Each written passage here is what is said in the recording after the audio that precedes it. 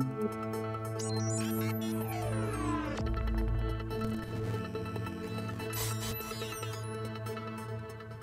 everybody, I'm Dia Davidson and welcome to another LEX 18 Digital Conversation. Did you know Kentucky is the only state with a Pro Football Hall of Fame? And this weekend, there's a special induction ceremony at the Lexington Opera House for the class of 2017. So joining me to talk about the event, former New Orleans Saints linebacker Joe Fetterspiel and former Philadelphia Eagles and Kansas City tight end Jason Dunn. Gentlemen, welcome. Thanks for having us. Great to be here. This is so exciting. Kentucky, the only state to have a Pro Football Hall of Fame. What does that mean to you guys? Well, it's pretty special, and the reason it's special is when we travel around, we talk to other players from different parts of the country and different teams. They all, how do you do this? We don't have an NFL team in the state of Kentucky. We got the Bengals next door, but for a state not having an NFL team, and we have this Kentucky chapter that's been going for 15 years, and we get some quality athletes come in and visit us, it really is a special deal. And Jason, for you as one of the younger guys coming in, this has got to be sort of a fraternity of sorts, isn't it? It is. It is. You know, the thing is, you take a lot of pride with the guys that's been inducted, the guys that's going to be inducted this year, and just kind of knowing the criteria of the guys playing in the NFL, playing and being from the state of Kentucky, or at least having some ties here in the state of Kentucky, is really something that I appreciate. The guys that's been in here, and like you said, it's something very particular to us, and enjoy it very much. And Joe, this is a great way to honor some of the guys that have really kind of put their hearts and souls and sweat and tears out there on the field. We've lost a lot of our guys that were members of the chapter in the past few years. So this is kind of, I guess, a reunion? It is. It's always, anytime Frank and I always say, anytime there's two players get together, it's a reunion. Oh, yeah.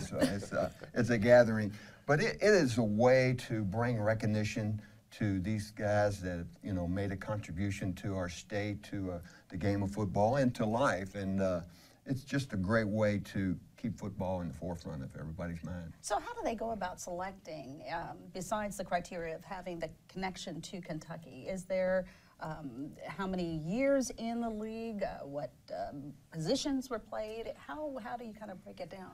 One of the criteria, like you said before, is being from the state of Kentucky, or at least having some affiliation with the state of Kentucky as far as being a coach, player, referee, affiliated with the team, but also too having a number of years playing in the NFL as well. I think the minimum amount of years is 5.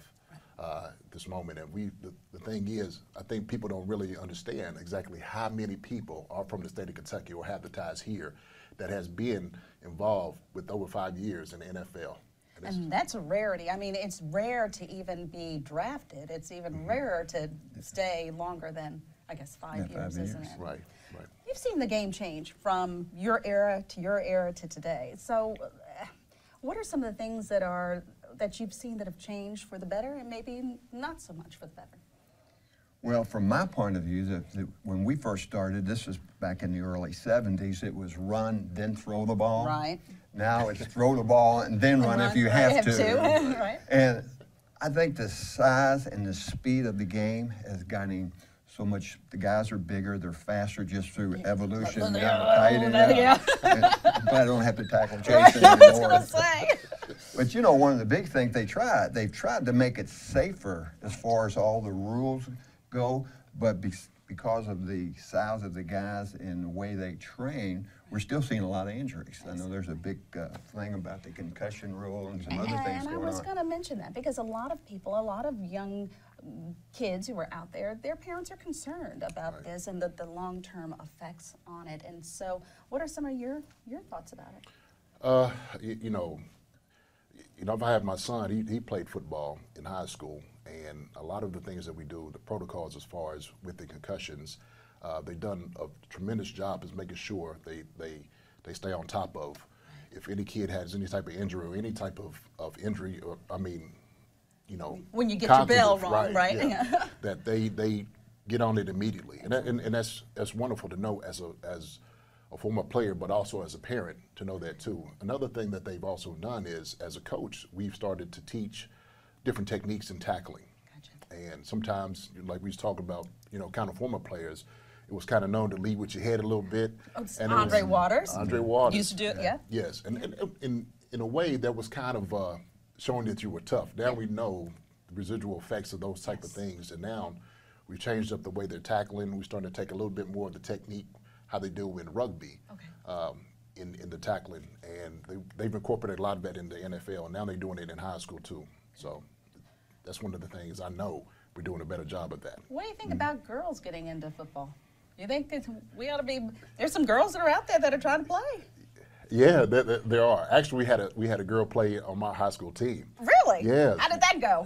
It went well. You know, of course, she had her own locker room, which we always. I was going to say, because I had an experience going into the Eagles locker room. Coach Buddy Ryan, I was working on my master's at Temple, and that was a big thing with Zeke Mowat up with the New England Patriots. And so my professor asked me, she said, well, if you're interested in this, why don't you try and see if you can go in there? And Jerome Brown, I will never forget him, rest his soul. He tested me when I went into this locker room. And Robin Roberts told me, she said, Dia, she said, you hold your own when you go in there, because that is, of course, your sanctuary. That's exactly, right. exactly. Well, let's talk a little bit about the induction ceremony that's going to happen this weekend. You've got 5 guys. 5 guys. They're going to be getting, what's going to be happening? Well, Thursday night, we're having the ring ceremony where we invite all the players in and the inductees and their family, and we give them a very nice ring that sort of symbolizes them being inducted into our Hall of Fame. And then we have after this ceremony party, and we all celebrate a little bit and talk and just sort of tell stories again. And then Friday, Jason, we're playing golf and something else. Yeah, playing golf early in the morning, which I don't like doing, but I don't mind doing it because it's for a great cause. The guys getting together, it's always a good time. And then after we have the golf tournament, you know, the guys kind of get ready, get prepared for the night coming in. And then we start with some of the guys and kind of talking about some of the programming itself. We have the All-Commonwealth team, which comprises of usually all the universities here in the state of Kentucky have guys that make this All-Commonwealth team. It's been, you know, committee been set up, you know, to pick these guys. And then we go into the rest of the ceremony of the induction with the guys coming in. And so it's just going to be a loaded night for actually 2 days, and actually it's going to be a third day, if I'm not mistaken, Saturday. that we talk about on Saturday with the young men of character as well on that Saturday. Talk to me about that. What's that? What we decided to do this year was having this All-Commonwealth team. We wanted to recognize young men that showed exemplary character as far as on and off the field. And so this team that has been comprised of this from the All-Commonwealth team is going to come in. We had to recognize them because we know today, more than anything else, character is at the forefront, you know, exhibiting great character. And these guys need to be recognized for showing that. And what's what we're going to do, we're going to have a nice little breakfast, you know, ceremony, give them some awards and stuff like that, show them a recognition. So it's going to be a great time. You know, like I said, anything that you can do to show that kids are showing great character within themselves, civility, and all those things. Continue that fight, showing you know, those good things on TV, and anytime, you know, on the field too is what we need to do. And it's so great that you're bringing these individuals in for the kids to be able to touch up close and personal. And you guys, I think sometimes we forget when we see you guys at the grocery store or whatever here in our community, just what treasures and jewels you guys really are to our community, because the things that you do, aside from this, you raise money for charities, and there's the Boys and Girls Club, Salvation Army, that's going to benefit from this event as well, right? Okay, so what events are open to the public? Tickets available still? Tickets are still available. Okay. Yes. There's room for Friday night is the main ceremony at the Opera House, and there's tickets available there, and I'm sure if they want to call, they can, Opera House, they have, they can reserve some tickets or buy some tickets right there, or they can come to the door. Okay, sure. And then attire, because usually you guys are in your penguin suits, right? So do we all have to dress up and be real pretty like that, or? You know, I think it's more so, you know, everybody coming in and enjoying an event. Business casual is definitely fine.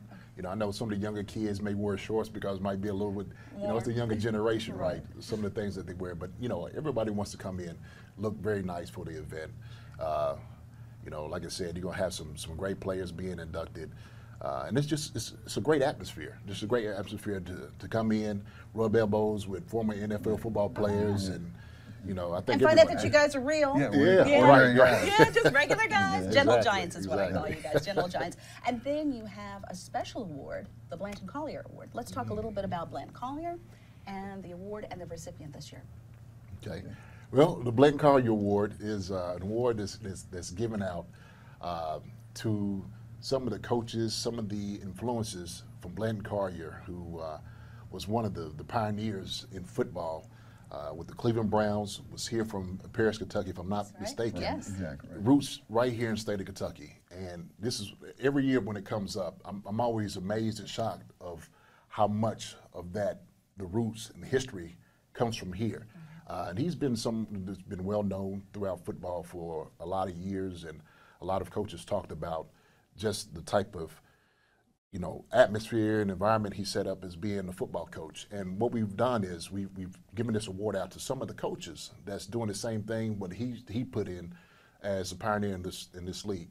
And one of the guys actually I played with was a great guy, taught kids the fundamentals and talking about the same thing, character, fundamentals of football, what football really means, and talk about teammates and togetherness and all those things, and work ethic, absolutely. Yeah. So that's what the Blanton Collier Award is all about, from my spiel of it, so it's always proud of it when that moment comes up.